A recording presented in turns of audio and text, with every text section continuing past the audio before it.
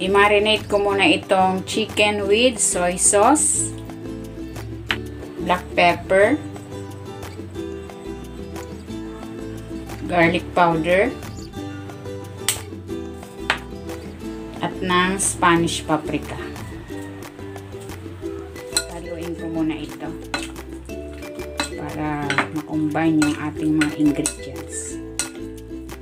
Yan, habang hinahalo ko ito, kung hindi ka pa nakapag-subscribe sa aking channel, please subscribe at i-click mo na rin ang notification bell para lagi kang updated sa aking latest recipes.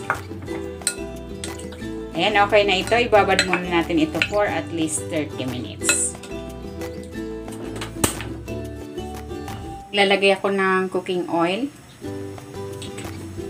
Ipan-fry ko muna itong chicken. Tinanggal ko muna ito sa pagkakababad.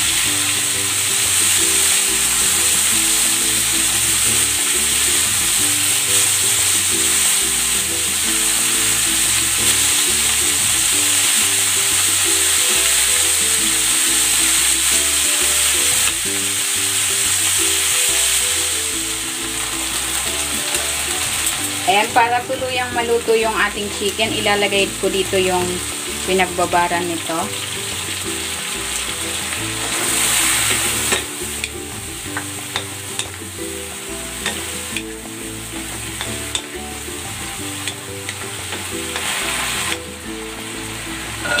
Takpan natin. I-simmer natin ito for 10 minutes. Ayan, ito na yung ating chicken.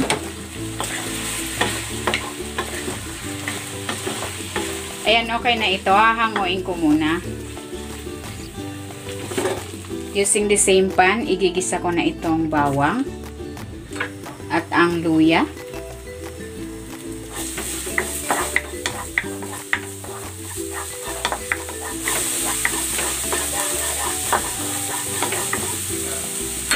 Igigisa ko na rin tong sibuyas.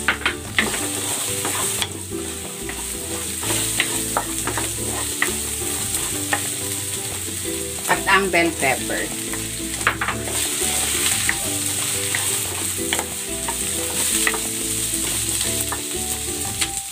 Maglalagay ko ng konting asin at ng paminta.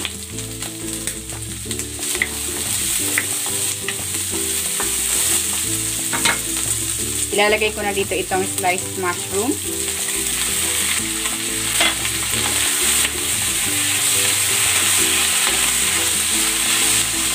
Bango.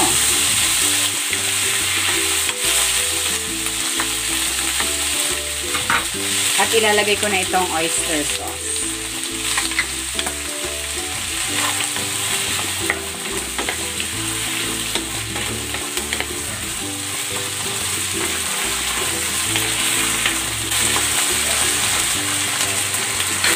And then, ibabalik ko na dito yung chicken.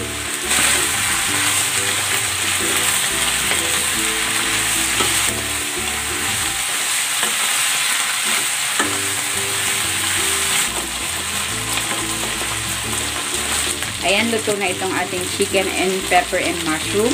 Hanguin na natin.